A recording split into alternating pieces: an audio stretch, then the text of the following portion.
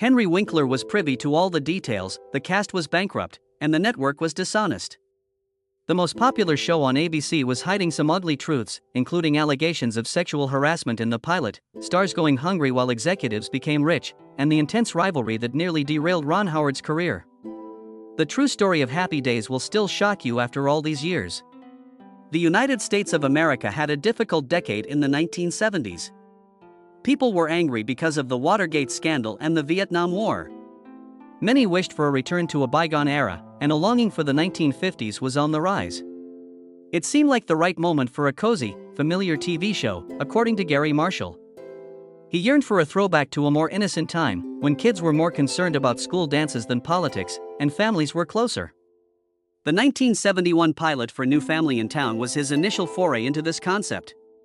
As an episode of their 1972 anthology series Love, American Style, ABC chose to air it after networks declined. Originally titled Love and the Happy Day, the episode was retitled to Love and the Happy Days for syndication purposes. Despite Marshall's faith in the show, it failed to take off immediately. He saw the potential in a tale about a typical American teen and his family in Milwaukee in the 1950s. The production crew was very meticulous in their attention to detail in order to achieve an authentic feel. Antique vehicles, jukeboxes, and clothing that is true to the era. With the added energy of a live studio audience, it took on a stage play quality rather than that of a regular sitcom. People were eager to see Happy Days when it made its 1974 premiere. The show provided much-needed solace at a time when viewers needed it most. It was humorous and wholesome. Prior to this, Richie Cunningham was the main character. Ron Howard played the role. Was a neat-jawed adolescent coping with the stresses of daily life, his friends and family, and his upbringing in a rural American town. Still, Marshall was a master adapter. The show evolved throughout the years. It had a lighter tone and one character, Arthur Fonzie Fonzarelli, became the center of attention. An icon in his own right, Fonzie became famous for his leather jacket, motorbike, and carefree cool. He became the showstopper with his characteristic thumbs-up gesture and piercing gaze. Without graffiti in the United States, none of this would have been possible. The film, directed by George Lucas in 1973, was an ode to California adolescence in the early 1960s. The film, which featured Ron Howard, earned more than $200 million with a budget of only $777,000. It demonstrated that stories set in the United States in the middle of the 20th century were highly popular with audiences. After seeing the show's success, ABC executives realized that Marshall's pilot had similar potential. That was the final straw that allowed them to approve Happy Days. Happy Days wasn't your average sitcom when it debuted on January 15, 1974. It felt like stepping into the 1950s, when leather jackets, jukeboxes, and drive-in theaters were the norm in America. The show's unforgettable cast was a major factor in its meteoric rise to classic status. The unique talents of each actor elevated an ordinary family comedy to the ranks of television's all-time favorites. Ron Howard's fame preceded his portrayal of Richie Cunningham. Although he had already established himself as Andy Griffith's Opie, he aspired to shed his child star persona by the time Happy Days rolled around. The role of Richie was tailor-made for him. As a decent young man attempting to make his way through high school, his family, and his friends, he embodied the archetypal American adolescent. In order to give his performance an authentic feel, Howard immersed himself in vintage 50s television shows like Father Knows Best and perused old yearbooks. Lots of people don't realize that Happy Days wasn't an overnight sensation. It all began in 1972 as Love and the Happy Days, a segment about American-style love. When ABC decided to develop the concept into a full series, Howard's performance as Richie in that episode helped him land the role. Arthur Fonzie Fonzarelli was the show's spirit, even though Richie was its beating heart. The original casting call for the part did not include Henry Winkler. When he auditioned in 1973, he was practically unknown, but his performance was memorable. He did more than merely read the lines, he embellished them. Quietly transporting them, then tossed his script carelessly into the air. Because of his self-assurance, he was hired. Despite Fonzie's intended minor role, Winkler managed to make him unforgettable. An impromptu performance featuring him touching his hairless head as he checked it in the mirror became one of his most memorable moments. Fonzie was supposed to comb his hair according to the script, but Winkler decided it wasn't necessary. Just a quick look in the mirror, a nod of approval, and he was out the door. Among the most memorable moments in television history, it became. It was nearly not done for Fonzie's distinctive leather jacket. ABC executives were concerned that it painted him in a negative light, but the show's creator, Gary Marshall, stood firm. In sequences involving Fonzie and his motorcycle, he managed to persuade them to let him wear the jacket. That one little concession altered the course of events. The popularity of Fonzie skyrocketed by the second season. He became the iconic character from Happy Days, popping up on everything from lunchboxes to comic books to action figures. Winkler won 2 Golden Globes for his performance, and Fonzie went on to become a TV icon. The show's success was due in large part to Richie's parents, even though the focus was on Richie and his friends. In their roles as Marion and Howard Cunningham, Tom Bosley and Marion Ross, respectively, brought humor and warmth to every scene. Producers had no trouble casting Ross because of her stellar performance in the Love American-style pilot. In contrast, Bosley was on the verge of not even accepting the role. He initially declined, but after reading the script and the touching father-son scene, he changed his mind. You are Erin Moran, at the age of 13 when Happy Days premiered, played the role of Joni Cunningham. Her appearance in the pilot episode of Love, American Style helped her get the part when the show was renewed for a series. Joni transformed from a typical overbearing younger sister into a confident and self-reliant young woman. The blossoming of her friendship with Fonzie was a major plot point. He always had her back, called her shortcake, and was very protective of her, treating her like a sister. Even Anson Williams had an unforeseen path to happiness. Played Richie's closest companion, Warren Potsy Weber. Unfortunately, his vehicle washed away in the rain on the day of his audition. Despite being late and drenched in rain, he left a lasting impression. He landed the part, and as time went on, Potsy became more than simply Richie's pal. He possessed a gift for singing and was endearing despite his occasional lack of knowledge. Ralph Mal's role was nearly passed up by Don Most. He had initially declined the part because he was more interested in dramatic acting than comedic roles. Keeping him wouldn't be an option for Gary Marshall. To persuade Most's agent to change his mind, he challenged him to a basketball game. The majority eventually agreed, and Ralph Maff cemented his place in show history. As a replacement show for another ABC series, Happy Days debuted on January 15, 1974. It transported viewers to the mid-1950s, after Ron Howard's Richie Cunningham's life in Milwaukee came to an end. Tom Bosley played his father, Howard, who was a hardware store owner. Marion Ross brought her warm wisdom to the role of his mother Marion, who bonded the family together. Joni, played by Erin Moran, was Richie's younger sister, and her quick wit frequently caught him unawares. Potsy Weber and Ralph Maff, his closest friends, were portrayed by Anson Williams and Don Most, respectively, and their antics provided ample comic relief.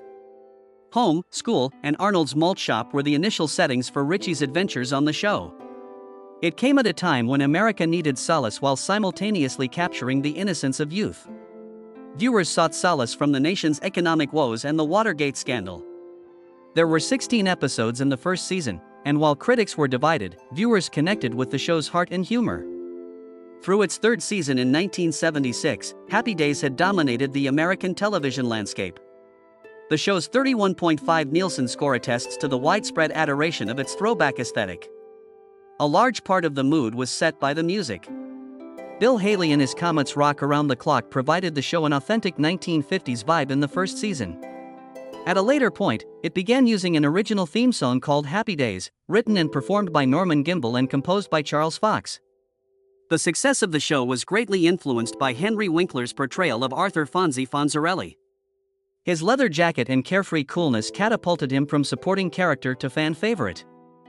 Fonzie eventually became as pivotal, if not more so, than Richie.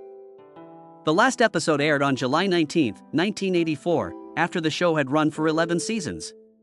It ran for 255 episodes and inspired successful spin-offs such as Mork and Mindy and Laverne and Shirley. Happy Days is still a cultural touchstone even after all these years. This wasn't your average history program. It brought back nostalgic memories of a bygone era that many cherish. However, behind the scenes, things were far from ideal. Broadcast for the first time in 1974, Happy Days set out to immortalize the carefree spirit of 1950s youth. A few of its early episodes, however, sparked controversy decades later. In 2022, a Canadian viewer complained after seeing a rerun of the pilot episode all the way, sparking one of the most heated debates via CHCHDT. Claiming sexism and racially insensitive language in the episode, the complaint was sent to the Canadian Broadcast Standards Council. Richie Cunningham and Mary Lou Milligan were involved in a scene that was heavily criticized. Richie took Potsy's advice and capitalized on her reputation, which she was said to have. Attempting to undo her bra, he read her enticing passages. These days, people think those kinds of scenes promote harmful stereotypes. The part where Mary Lou casually brought up the fact that her gym teacher had once attempted to seize her sweater was another memorable incident. The show downplayed the significance of the issue, making fun of it instead. In another joke from the show, Richie and Potsy made fun of the idea that an Eskimo could be president and use a snowball to start the World Series. Despite the CBSC's ruling that the comment was about Alaska's climate and not Indigenous people, it was still considered offensive and out of touch. There was already a lot of backlash before the episode even aired because there was no content warning. The CBSC nevertheless decided that the show did not violate any rules for broadcasting notwithstanding these concerns. They insisted that it was a product of its time instead. That was just the beginning of the debate, though. Some people thought that classic shows should be shown again, but with caveats to explain what was happening. Despite its historical significance, some people thought that old shows had no place on today's television. Behind the scenes, there was just as much drama as there was in the show's controversial content. The original plan was for Richie Cunningham, played by Ron Howard, to be the main character.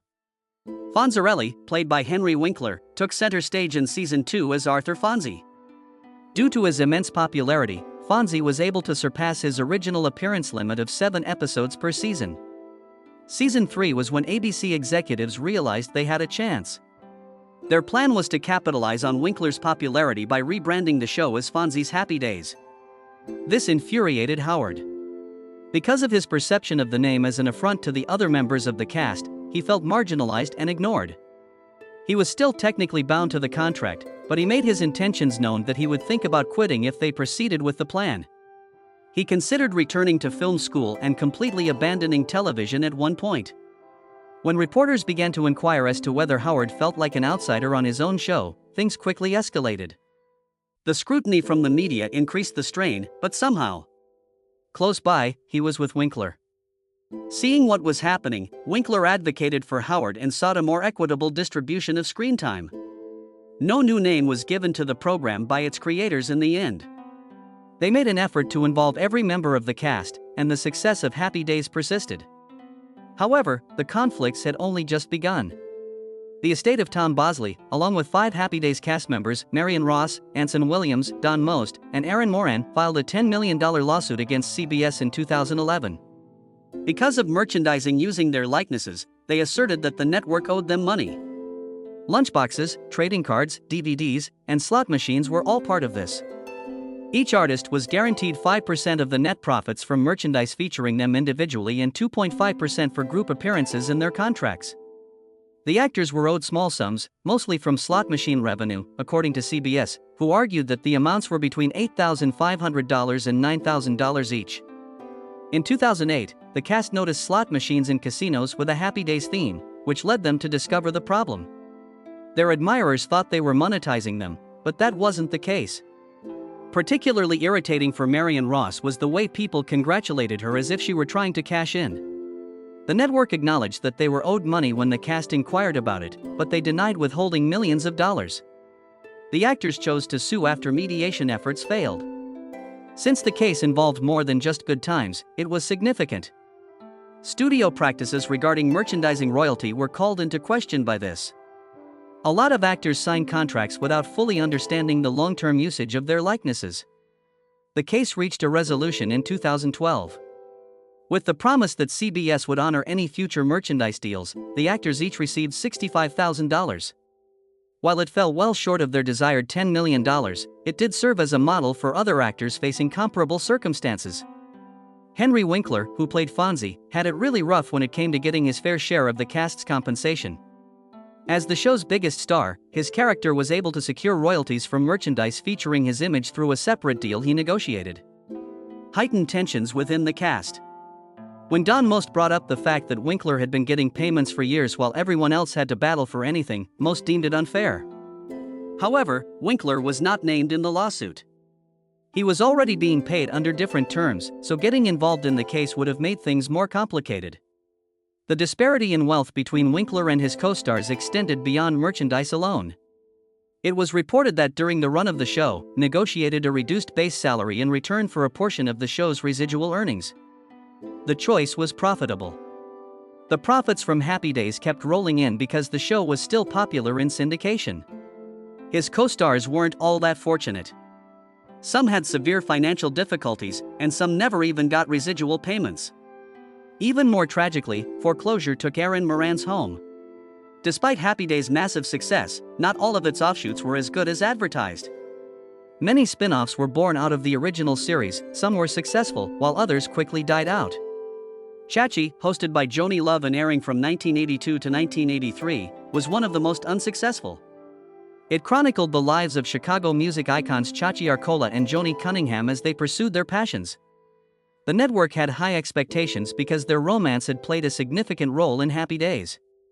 Despite the show's extensive marketing, viewers failed to relate to it. Reviewers felt it relied too heavily on the past without offering anything fresh. Its second season was cut short due to declining ratings. It was the same story for the other spin-offs.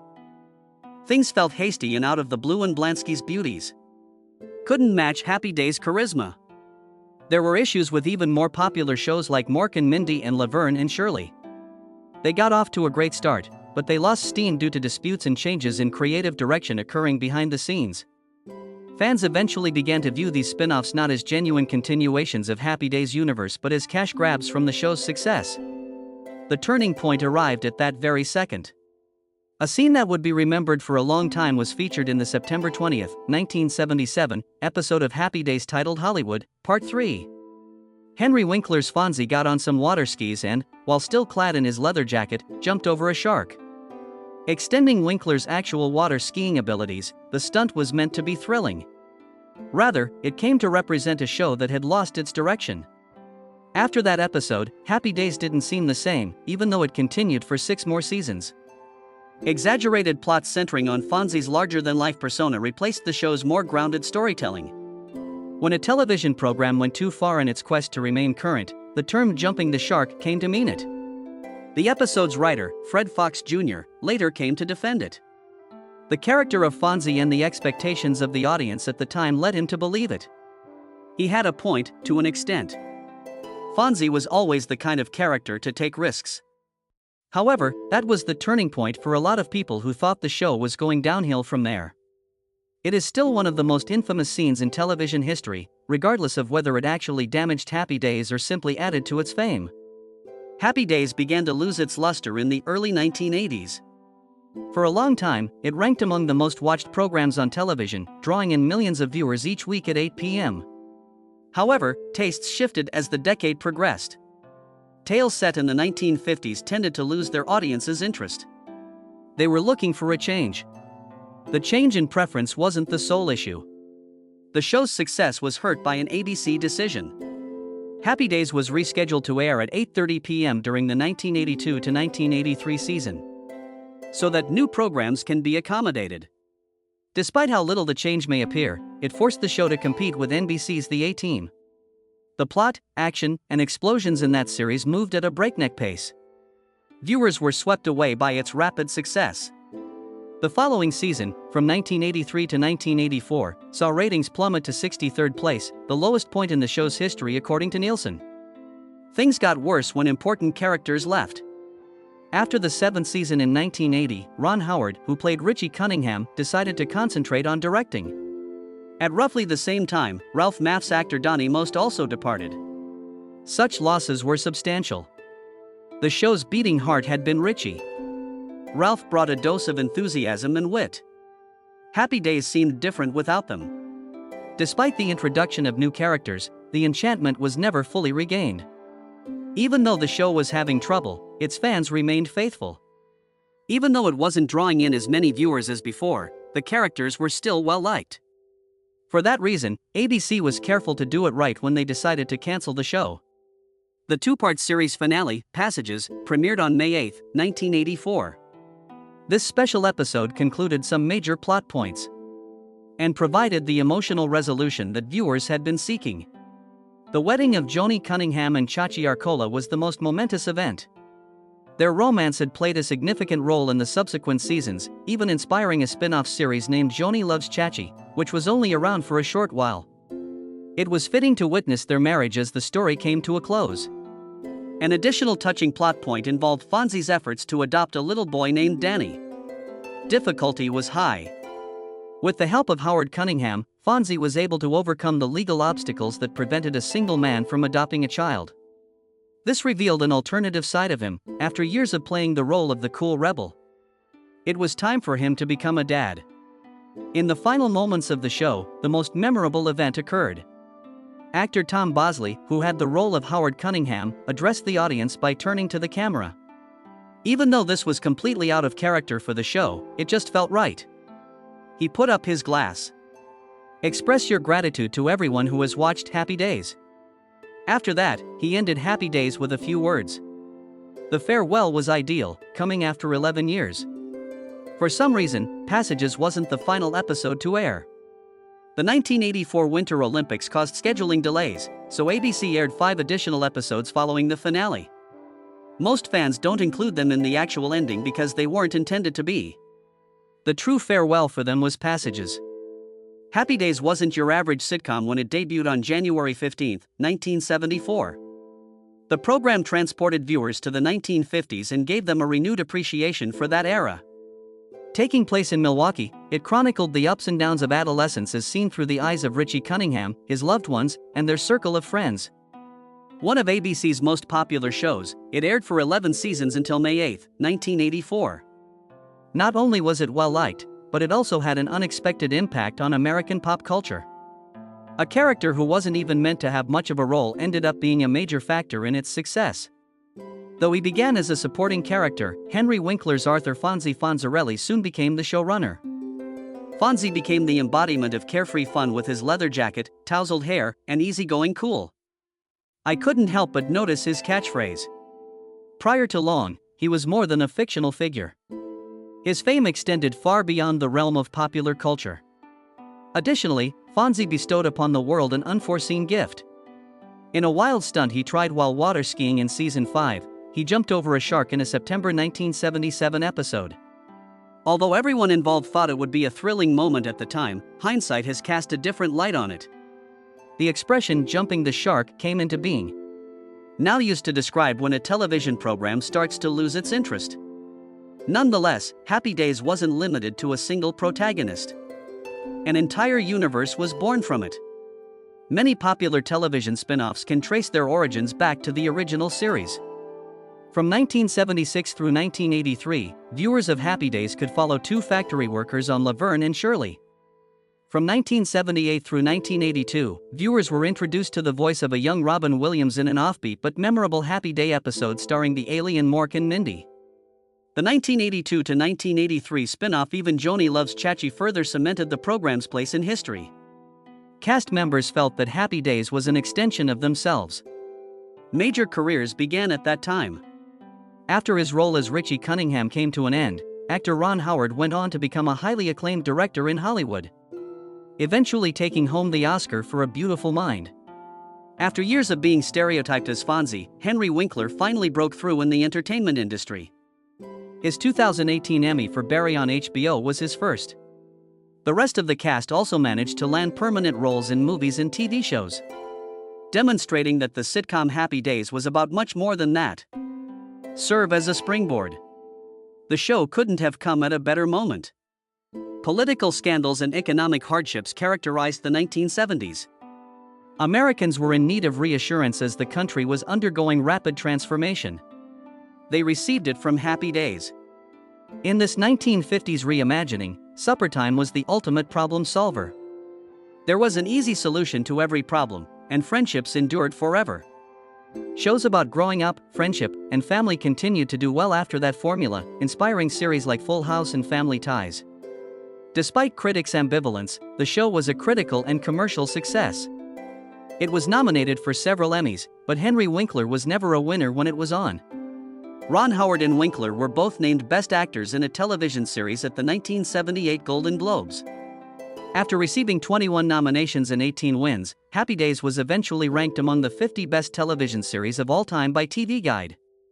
And in 2004, actor Tom Bosley, who played Howard Cunningham, was recognized as one of the best on-screen fathers in television history.